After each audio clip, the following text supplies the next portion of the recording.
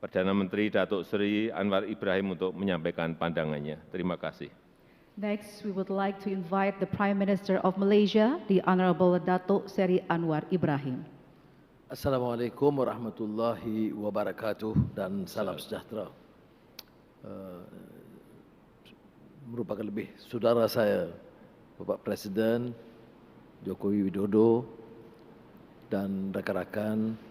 Saya tentunya ingin memulakan untuk menyatakan penghargaan yang setingginya kesudian Bapak mengundang kami ke Indonesia. Ini bukan hubungan diplomatik biasa. Saya agak sentimental sedikit dan Bapak Presiden tahu bahawa Indonesia ini ada tempat yang khusus di hati sanubari saya. Saya belajar, berpengalaman, menimba banyak ilmu dan tadi, ya, walaupun saya sedikit lebih tua dari Pak Jokowi, tetapi pengalaman beliau itu saya sangat hargai. Dalam perbincangan sepintas lalu tentunya saya dapat dua idea yang akan saya perkemaskan untuk dituntaskan di Malaysia. Soal hiliran atau dikatakan hilirinisasi dan juga soal digital ekonomi. Saya akan manfaatkan pengalaman dan sumbangan beliau dan insya-Allah kita akan dapat bantu memacu pertumbuhan ekonomi di Malaysia dan pastinya juga bersama dengan Indonesia dengan lebih meyakinkan. Terlalu ramai teman-teman di sini yang membantu. Ini juga agak personal sikit, Bapak Presiden. Semasa kita agak sukar, hidup dalam keadaan terombang-ambing, derita, itu Indonesia itu menyambut kita sebagai sahabat sejati. Sebab itu saya beritahu semalam pada media, itu tak mungkin kita lupakan. Ya, orang yang sedia membantu kita, menunjukkan rahmah dan menyayangi kita dalam keadaan kita itu agak tersisih, terbuang atau terlempar dari arus perkembangan di Malaysia. Jadi sekali lagi terima kasih kepada Bapak dan seluruh rakan yang menerima saya sebagai keluarga besar. Kerakyatan belum, tapi baik.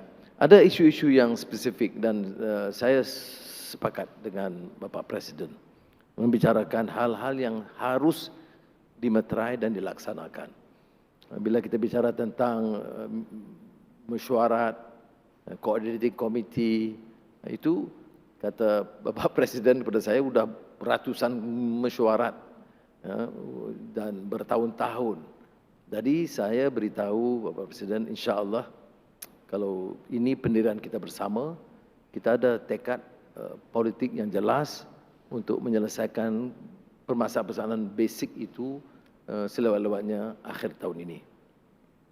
Permulaan menunjukkan sikap kita yang terbuka dan juga private sector ialah IKN Nusantara dan dengan inisiatif MITI di Malaysia kita telah menyaksikan semalam dan hari ini satu usaha yang lebih positif dan agresif Malaysia kerana ada kepentingan Malaysia juga untuk terutama di Sabah dan Sarawak, ya, kedekatannya dan kepentingan ekonomi wilayah yang sangat bermakna. Rakan-rakan saya di Sarawak dan Sabah memuji inisiatif ini dan saya beritahu tadi itu inisiatif besar Bapak Presiden itu mempersilitkan saya kerana dibanding dengan apa yang saya mampu lakukan untuk Sabah dan Sarawak. Jadi oleh itu kita ambil pendekatan yang positif itu mencari jalan supaya pertumbuhan ibu kota negara Nusantara itu akan juga memberi manfaat kepada wilayah yang termasuk Sarawak dan Sabah. Isu pekerja dan TKI yang saya tahu ya, ini di Indonesia banyak masalah, rasa sayang pun masalah. Apa lagi? Tapi Banggawan Solo tidak isu kering, beritahu memang di Solo.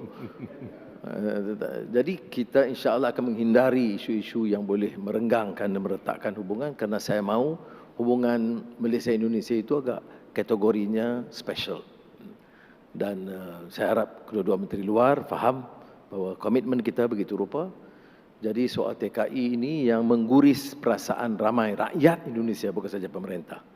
Dan saya tahu benar kerana saya berpengalaman di penjara yang sama, mendengar pada ketika itu kesan cambukan ke atas mereka, dan saya tidak fikir ini satu yang manusiawi. Dan alhamdulillah untuk tahun ini, tahun lalu 2022, soal cambuk itu sudah dihentikan. Tetapi itu bukan penyelesaian. Penyelesaiannya harus lebih menyeluruh supaya nasib pekerja di peringkat bawahan itu dapat dibela, dan saya dapat pengakuan kami berdua untuk memastikan kerja-kerja agensi pekerja ini harus hanya sekadar facilitate dan permudahkan dan tidak hanya mengambil keuntungan berlebihan untuk menekan pekerja di peringkat bawahan. Dan oleh yang demikian soal digitalization unit ini sangat penting kerana ia dengan sendirinya akan mengurangkan karenah birokrasi dan keperluan menggunakan terlalu ramai agen. Hal-hal lain perbatasan dan sebagainya tentunya kita akan teliti dan laksanakan. Saya dari taklimat yang saya perolehi, Bapak, tidak terlalu banyak kerumitannya, ya. Tetapi ia hanya memerlukan satu tekad yang jelas, dan insya-Allah dalam masa terdekat saya akan bawa ke Jemaah Menteri dengan syarat Bapak berkunjung ke Malaysia cepat. Kalau Bapak bagi tarikh cepat, segeralah kita luluskan. Kalau Bapak tangguh, maka tertangguhlah perjanjian kita. Jadi sekali lagi saya ucap terima kasih, dan saya sangat terharu, ya. Saya mengambil keputusan yang saya rasa sesuai dengan memilih Indonesia sebagai negara pertama saya lawati dan kunjungi, dan saya rasa bahagia sekali dengan sikap dan persahabatan dan persaudaraan pribadi Presiden dan juga kesediaan rakan-rakan untuk bantu dan memudahkan. Terima kasih banyak. Wassalamualaikum. Terima kasih. End of joint press statement.